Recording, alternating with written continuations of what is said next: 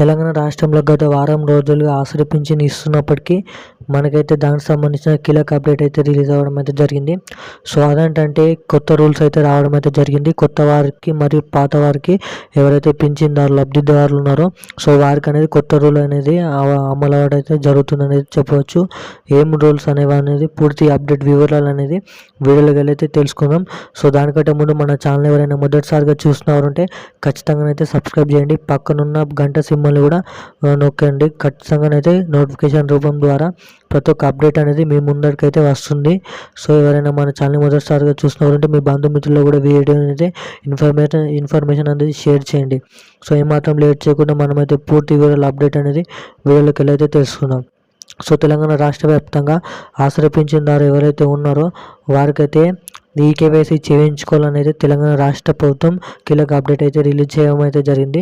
So ఇది ఎందుకంటే అయితే మీకు అందరికైతే తెలిసి ఉంటుంది.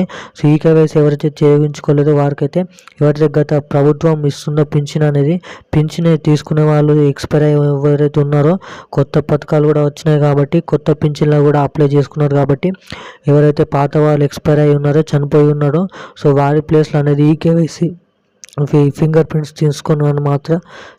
తీసుకొని కొత్త వారికి అయితే రిప్లేస్ చేయడం అయితే జరుగుతుంది. సో ఎవరైతే ఎక్స్పైర్ అయి ఉన్నారో వారి ప్లేస్లోనైతే కొత్త వారికి పింఛన్ అనేది ఇవ్వడానికి అయితే తెలంగాణ రాష్ట్ర ప్రభుత్వం ముందు చూపు అయితే చూస్తుందనైతే చెప్పవచ్చు. దీనికి సంబంధించిన అఫీషియల్ డేట్ అనేది ఇంకనైతే రిలీజ్ కాలేదు.